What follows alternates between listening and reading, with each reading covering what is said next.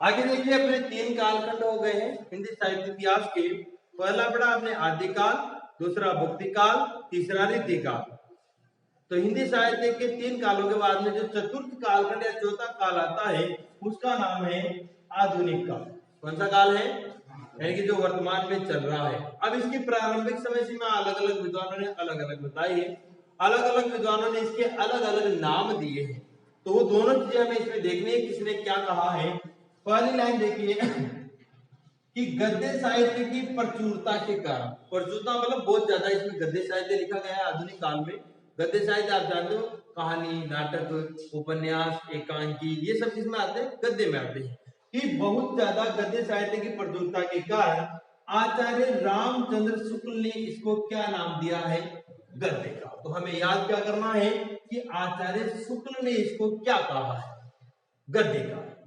शुक्ल का गद्य, शुक्ल का गद्य, ऐसे याद करेंगे आप। शुक्ल का गद्य, शुक्ल और गद्य दो ही तो शब्द याद करने, शुक्ल के साथ गद्य जोड़ना है आपको।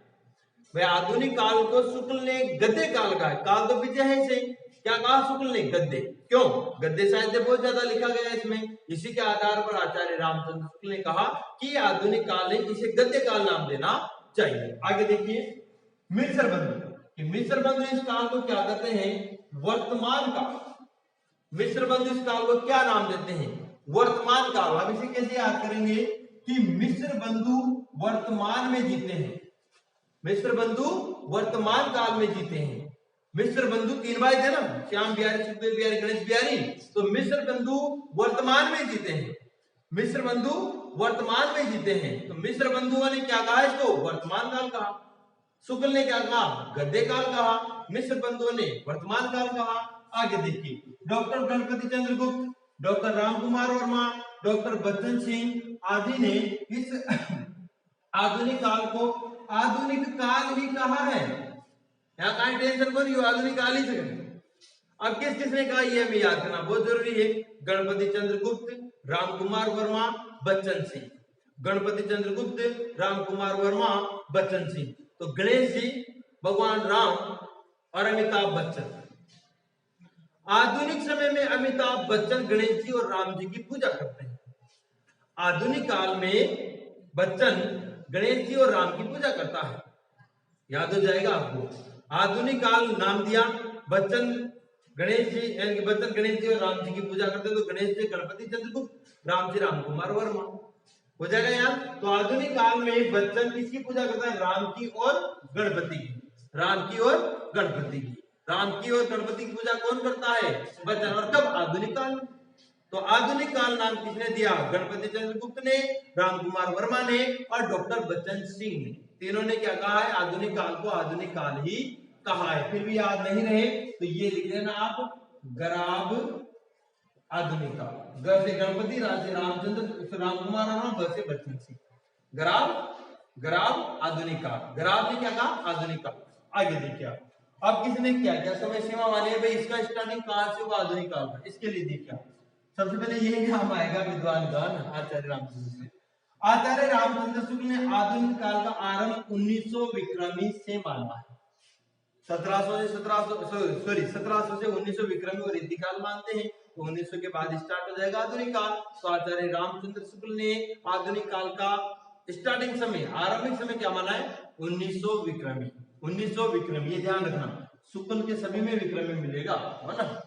अब देखो आप, कुछ विद्वान भारतेंदु के जन्म वर्ष, भारतेंदु का जन्म हुआ था 9 सितंबर 1850 ईस्वी को, इसको आधुनिक काल का की प्रथम सीमा माना, क्योंकि भारतेंदु से स्टार्ट हुआ ये काल मान लिया।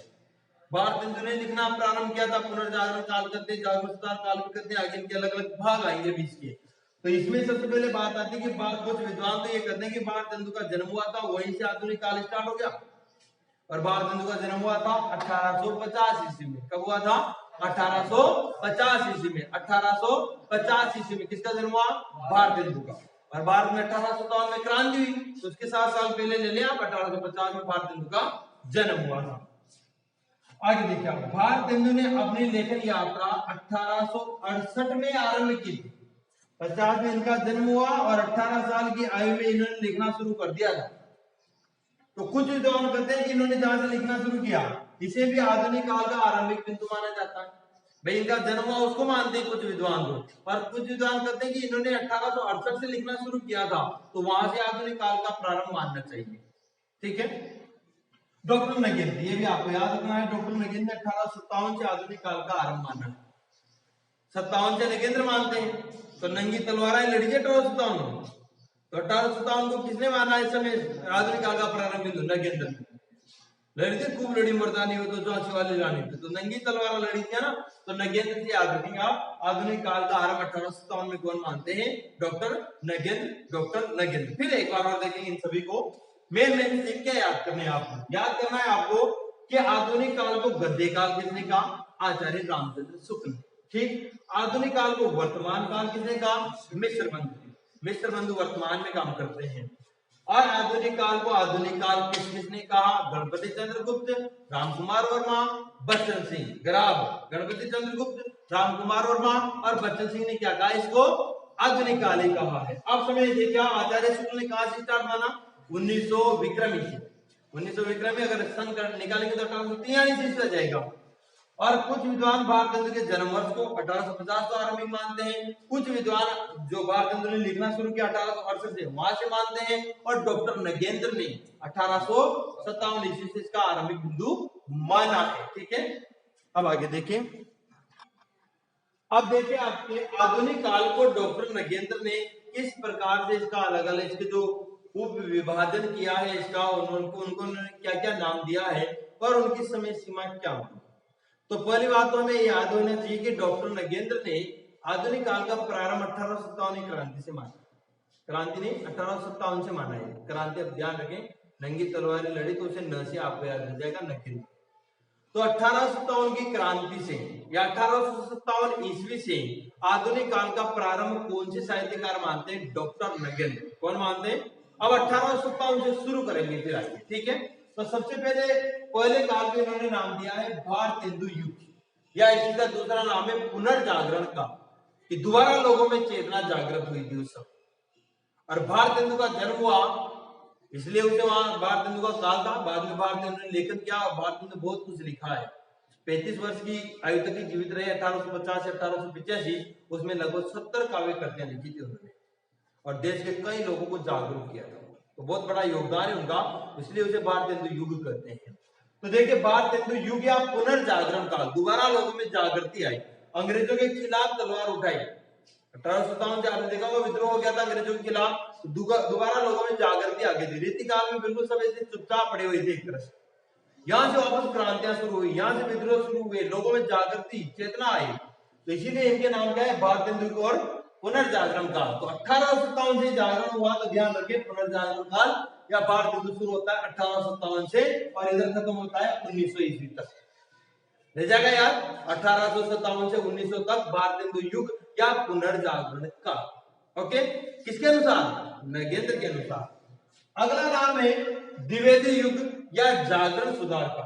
आचार्य महावीर प्रसाद द्विवेदी, यहां से इन्होंने वो कहते हैं ना कि 1903 ईस्वी से सरस्वती पत्रिका का इन्होंने संपादक बन गए थे और 1900 ईस्वी में सरस्वती पत्रिका की स्थापना हुई थी।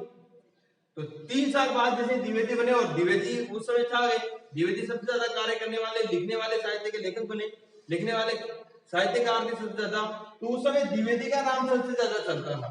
तो 1900 से जहां एक खत्म होगा वहां से दूसरा शुरू होगा, कोई दिक्कत नहीं है। तो 1900 से 1918 तक कौन सा काल चला? द्विवेदी, महावीर प्रसाद द्विवेदी वाला। आचार्य प्रसाद द्विवेदी नहीं, महावीर प्रसाद द्विवेदी वाला। ठीक है। तो द्विवेदी युग या जागरण सुधार काल कब से कब तक? 1900 से 1918 तक। 1900 से 1918 तक। और भारतेंदु युग और पुनर्जागरण काल 1857 से 1900, 1857 से 1900। द्विवेदी युग 1900 से 1918। आगे देखिए छायावाद, प्रसाद पंत, निराला, महादेव वर्मा, ये सब कवि किसमें आएंगे? फिर छायावाद में पढ़ेंगे हम इनको। तो छायावाद को डॉक्टर नगेंद्र कहां से स्टार्ट मानते हैं? 1918 से 1938 तक मानते हैं। तो 8 याद रखें क्या?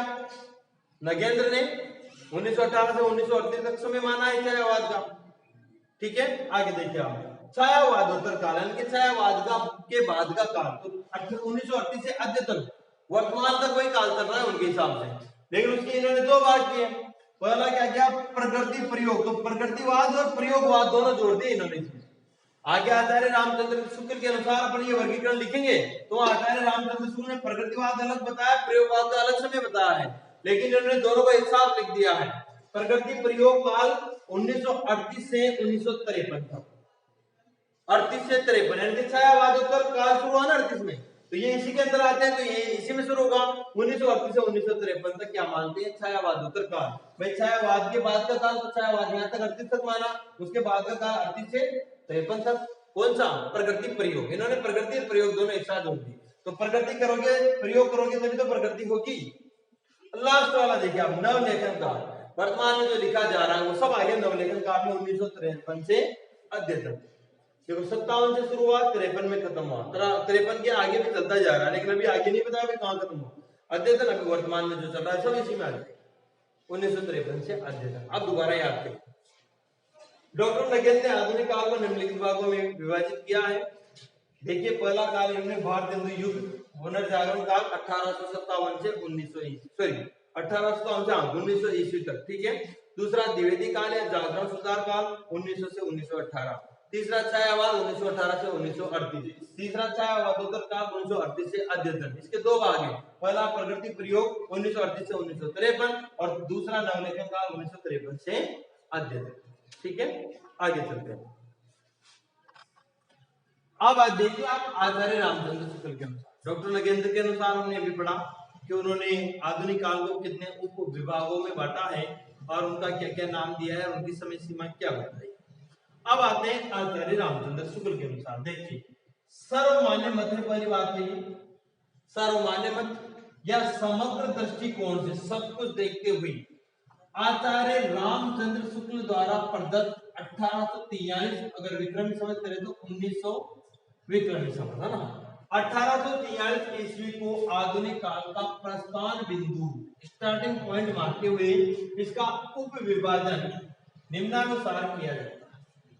आचार्य रामचंद्र शुक्ल का सर्वमान्य मत है और उनके अनुसार 1843 को इनका प्रस्थान बिंदु माना है, आधुनिक काल का स्टार्टिंग बिंदु माना है और उसके अनुसार इस आधुनिक काल का उप विभाजन ये उन्होंने किया है। देखिए आप क्या क्या याद करना है मेरे को पूरा यहाँ से देखिए।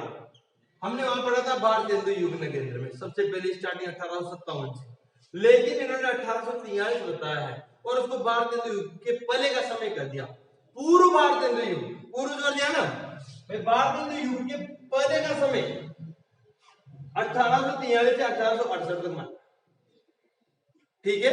यहाँ आपको ध्यान रखना है शुक्ल का स्टार्टिंग पॉइंट है 1843, नगेंद्र का था 1857, बाकी अपने आप जुड़ जाते हैं फिर। तो 1843 से 1868 पूर्व भारत हिंदू युग, यानी कि भारत हिंदू ने 1868 से लिखना प्रारंभ किया था, आपको बताऊं 1850 में जन्म हुआ उनका, 1868 से लिखना प्रारंभ किया, तो 1868 से उन्होंने लिखना प्रारंभ किया था। उसके पहले के समय को आचार्य रामचंद्र शुक्ल पूर्व भारत हिंदू युग कहते हैं।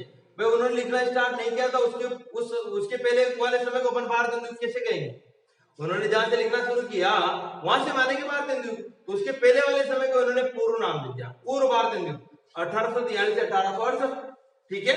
अब दूसरी बात आती है, इन्होंने दूसरा विभाजन किया है भारत हिंदू युग के नाम, वही है वहां पे नगेंद्र ने भी नाम दिया भारत हिंदू युग और पुनर्जागरण काल। और यहाँ समय देखिए, यहाँ एक खत्म होगा वहां से शुरू होगा। भारत हिंदू ने लिखना शुरू किया ना, वहां से आचार्य रामचंद्र शुक्ल ने भारत हिंदू युग का प्रारंभ माना, ये याद रखना।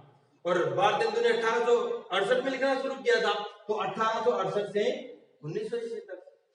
अब 1900 में सरस्वती पत्रिका का प्रकाशन हुआ, तो वहां भारत हिंदू युग को समाप्त मान लिया जाता है और वहां से द्विवेदी युग शुरू हो जाता है, क्योंकि 1903 से सरस्वती के संपादक आचार्य महावीर प्रसाद द्विवेदी बना दिए गए थे। तो देखो 1868 से 1900 ईस्वी। तीसरा इन्होंने काल विभाजन किया है द्विवेदी युग, वही नाम आ गया द्विवेदी को जागरण सुधार काल, और एक नया है इसमें परिष्कार काल भी करते हैं। और यहाँ देखो 1900 से 1918, नगेंद्र ने भी 1900 से 1918 बताया, इसका क्लियर है द्विवेदी युग का। तो दोनों में आता है छायावाद, 18 में खत्म हुआ तो 1918 से 1936, छायावाद 1918 से 1936। अब वहां 38 माना था, बस 2 साल का अंतर है। इन्होंने 1918 से 1936, 18 18 18 दूनी 36, 18 18 8 दूनी 36, 2 साल यानी 2 से गुना करो, 18 साल का छायावाद माना है शुक्ल ने, 18 से 36 तक। ठीक है, अब देखो आप प्रकृतिवाद 1936 से 1943 कितने साल है इसे ध्यान रखो। 36 से 43 जोड़ेंगे तो 3 और 4 7। तो आप ध्यान रखना आचार्य रामचंद्र शुक्ल ने कितने साल तक प्रकृति की, प्रकृतिवाद। तो प्रकृति कितने साल हुई, 7 साल। छाया कितने साल बढ़ी, 18 साल। प्रगति कितने साल हुई, 7 साल। छाया कितने साल बढ़ी, 18 साल। तो 18 से 36, फिर 36 छाया के बाद में प्रगति होगी ना, तो प्रगति 7 साल चली, यानी 36 से 43 चली। प्रयोग कितने साल हुई है, ये प्रयोगवाद 43 से 53 10 साल। प्रगति 7 साल करी, प्रयोग 10 साल तक करी, छाया 18 साल तक पड़ी। याद कैसे नहीं होगा। तो प्रयोगवाद 43 से 53, 43 से 53, 43 से 53 क्या किए इन्होंने, प्रयोग किए।